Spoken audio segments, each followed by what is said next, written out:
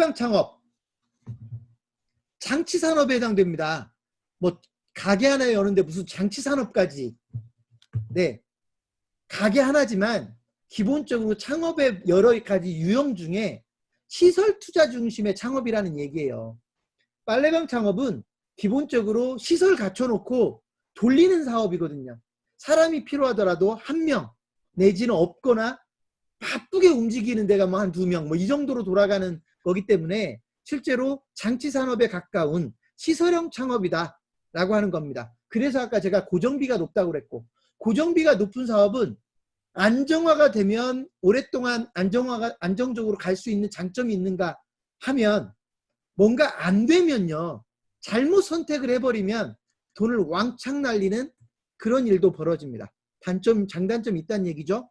이런 거를 한편으로 투자형 창업이라는 표현을 쓰기도 합니다. 나는 일을 별로 안 하고 소위 투자한 돈에 대해서 투자 수익을 가져가는 개념의 창업으로 이해할 수도 있다는 얘기입니다. 자, 그래서 창업 자금이 꽤 많이 들어갑니다. 얼마나 들어가느냐? 제가 대충 살펴보면 기획값만 거의 한 1억 내외? 기획값만? 거기에 뭐 인테리어도 조금은 해야 되겠죠? 거기에 뭐 그 세탁기만 들어놓는다고 해서 매장 운영할 수 있는 거 아니죠? 이런저런 걸 꾸미면 갖추면 한 2천에서 6천만 원, 한 5천만 원 내외가 추가적으로 들어갑니다. 그러면 1억 5천 정도가 들어가는데 여기 이제 점포 비용이 뭐 2천만 원이든 3천만 원이든 들어갑니다. 그래서 보통 2억 정도는 들어간다고 봅니다. 물론 이건 규모에 따라 달라요. 세탁기를 나는 2대만 가지고 창업할 거다, 3대 가지고 창업할 거다, 4대 가지고 창업할 거다에 따라서 창업 비용은 당연히 달라질 수밖에 없습니다. 임대료도 달라질 수밖에 없고. 어쨌든 상대적으로 창업 자금이 꽤 많이 들어가는 아이템 중에 하나다. 그래서 자꾸 무인 빨래방이 강조될지도 모르겠습니다. 물론 코인 빨래방 그 특성 자체가 코인으로 하니까 사람이 거기 없어도 된다라는 의미로 무인 빨래방이라는 말이 나왔고, 또 우리나라 요즘 인건비가 너무 빠르게 올라가니까 그 흐름을 이용해서 무인 빨래방을 강조하지만, 제가 무인 빨래방 단점 하나만 얘기할까요? 아주 간단하게.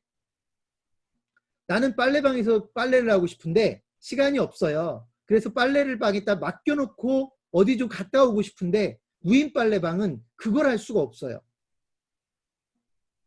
그러니까 적어도 알바생이라도 하나가 거기 상주하고 있으면 제가 뭐라고 할 수 있냐면, 그냥 내 거 빨래를 기계를 돌려주는 대가를 한 1, 2천만 원이라, 아니 1, 2천만 원이 아니죠. 1, 2천 원이라도 주고 나는 맡기고 뭔가 일을 보고 오면 좋겠는데, 실제로 무인 빨래방은 그 기회가 없어져 버려요.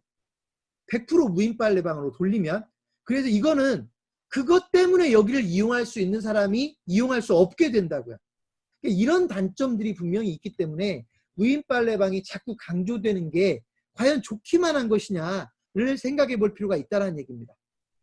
실제로 그리고 이렇게 무인 빨래방이 창업 회사들에 의해서 너무나 많이 만들어지는 바람에 결국 매출이 500만 원도, 월 매출 500만 원도 안 나오는 빨래방들이 무진장 많이 만들어지는 일이 벌어졌다. 그래서 이분들이 앞으로 점차 이제 느끼게 되겠죠. 돈도 별로 안 됐다라는 거. 이제 기계도 서서히 고장나기 시작하죠. 어느 순간에는 이 사업을 접어야 될 것 같기도 하죠. 감가상각비 창업할 때는 개념이 없다가 내가 투자한 돈을 회수도 못할 것 같죠. 기계는 전부 소위 중고로도 못 넘기죠. 어디다가 폐기물 처리해야 되죠. 이게 이제 걱정되기 시작하죠.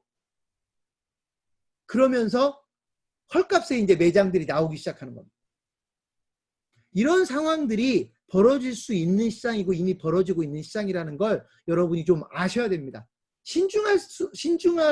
신중해야 된다는 걸 밖에 제가 강조할 게 없어요.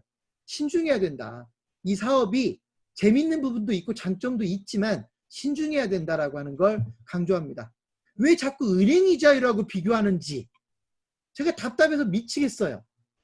은행이자율, 요즘 뭐 정책금리, 정부에서 발표하는 정책금리는 이제 0%에 가까워지고 있기 때문에 은행 이자율 3%, 4%밖에 안 돼요. 담보로 하면 뭐 2%대도 나온다고요.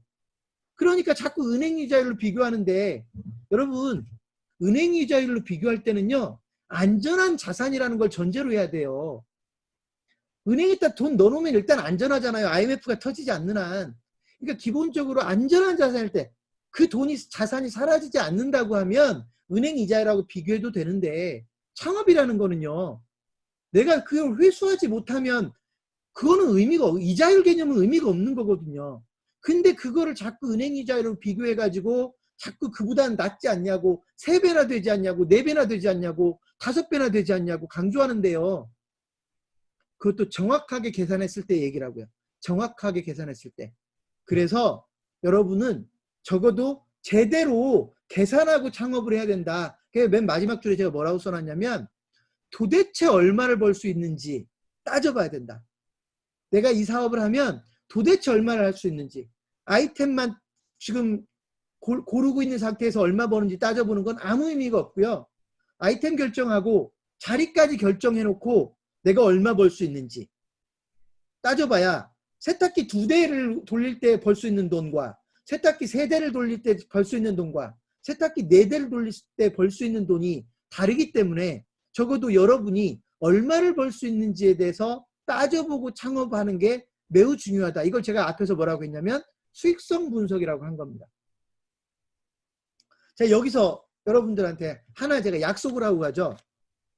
문제가 뭐냐면 수익성 분석을 하고 싶어도 수익성 분석을 하는 방법을 모르면 제대로 할 수 없다라는 게 문제예요. 저는 근데 혹시 제 교육을 다른 교육을 들어보신 분들이 있으시면 저는 계속해서 창업자들에게 약속해 왔어요. 수익성 분석에 대해서 방법을 모르거나 자신이 없다면 언제든지 창업경위신문에 도움을 요청하십시오. 수익성 분석은 저희가 어떠한 수수료도 요구하지 않고 해드리겠습니다. 수익성 분석만큼은 여러분이 창업을 하겠다는데 음식점을 하든 빨래방을 하든 PC방을 하든 무엇을 하든 창업하기 전에 수익성 분석을 여러분이 잘할 자신이 없어서 도와줄 사람이 없으면 그냥 무조건 창업경위신문에 도와달라고 해라.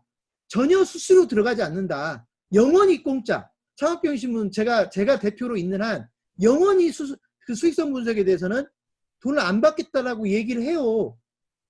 근데 또 도와달라는 사람이 많지 않은 걸 보면 수익성 분석을 잘해서 도와달라고 안 하는 건지 다 건너뛰는 건지 저는 건너뛰는 게 대부분이라고 알고 있습니다. 그러지 마시라는 얘기입니다. 정확하게 수익성 분석을 해보고 창업을 했으면 좋겠다.